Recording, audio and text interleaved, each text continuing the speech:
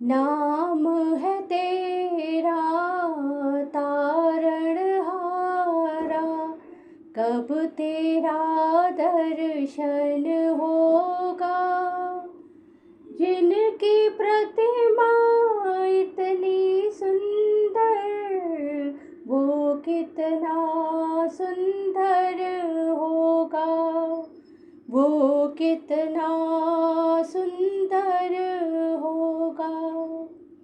भगवान की दिव्य प्रेमा भक्ति में स्थित रहने के कारण कृष्ण भावना भावित मनुष्य स्वतः इंद्रियों का निर्यता जितेंद्रिय बन जाता है।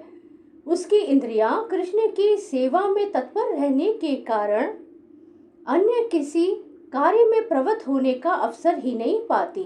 फलतः जीवन के अंत में उसे स्वतः भगवान कृष्ण के दिव्य पद पर स्थानांतरित कर दिया जाता है।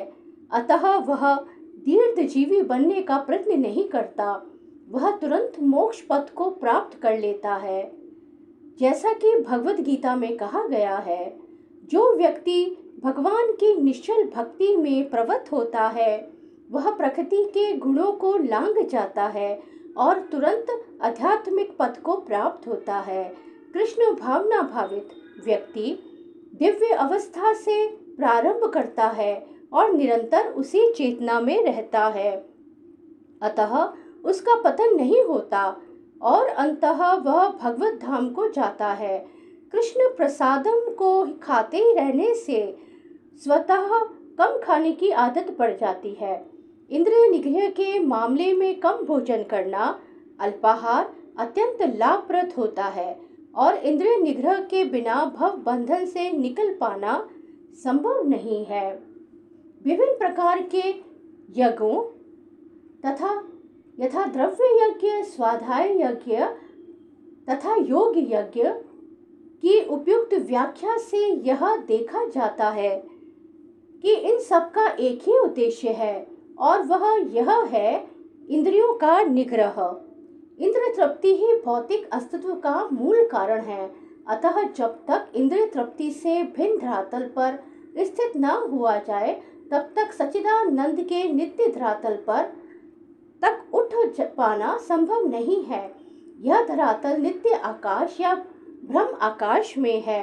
उपयुक्त सारे यज्ञों से संसार के पाप कर्मों से विमल हुआ जा सकता है। जीवन में इस प्रगति से मनुष्य न केवल सुखी और ऐश्वर्यवान बनता है, अपितु अंत में वह निराकार ब्रह्म के साथ तादात्म्य के द्वारा श्री भगवान कृष्ण की संगति प्राप्त करके भगवान के शाश्वत धाम को प्राप्त करता है।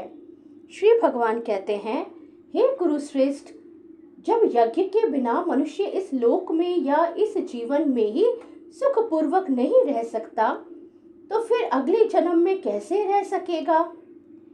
मनुष्य इस लोक में चाहे जिस रूप में रहे, वह अपने स्वरूप से अनभिज्ञ रहता है।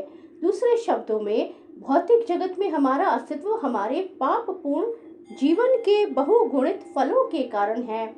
अज्ञान ही पापपूर्ण जीवन का कारण है और पापपूर्ण जीवन ही इस भौतिक जगत में अस्तित्व का कारण है। मनुष्य जीवन ही वह द्वार है जिससे होकर इस बंधन से बाहर निकला जा सकता है। अतः वेद हमें धर्म, अर्थ, काम तथा मोक्ष का मार्ग दिखलाकर बाहर निकलने का अवसर प्रदान करते हैं। धर्म या ऊपर संस्तुत अनेक प्रकार के यज्ञ हमारी आर्थिक समस्या को स्वतः हल कर देते हैं। जनसंख्या में वृद्धि होने पर भी यज्ञ संपन्न करने से हमें प्रचुर भोजन, प्रचुर दूध इत्यादि मिलता रहता है। जब शरीर की आवश्यकता पूर्ण होती रहती है, तो इंद्रियों को तुष्ट करने की बारी आती है।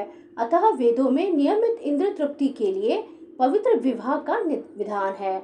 इस प्रकार मनुष्य भौतिक बंधन से क्रमशः छूटकर उच्च पद की ओर अग्रसर होता है और मुक्त जीवन की पूर्णता परमेश्वर का सानिध्य प्राप्त करने में है। यह पूर्णता यज्ञ संपन्न करके प्राप्त की जाती है, जैसे कि पहले भी बताया जा चुका है। फिर भी यदि कोई व्यक्ति वेदों के अनुसार यज्ञ करने के लिए तत्पर नहीं होता, तो वह इस शरीर में सुखी जीवन की कैसे आशा कर सकता है। फिर दूसरे लोक में दूसरे शरीर से सुखी जीवन की आशा तो व्यर्थ ही है। विभिन्न स्वर्गों में भिन्न भिन्न प्रकार की जीवन सुविधाएं हैं और जो लोग यज्ञ करने में लगे हैं उनके लिए तो सर्वत्र परम सुख मिलता है। किंतु सर्वश्रेष्ठ सुख वह है जिसे मनुष्य कृष्ण भावनामृत के अभ्यास द्वारा वैकुंठ जाकर प्राप्त करता है। अतः कृष्ण भावना भावित जीवन ही इस भौतिक जगत की समस्त समस्याओं का एकमात्र हल है। श्री कृष्ण शरणम मम। श्री कृष्ण शरणम मम। श्री कृष्ण शरणम मम।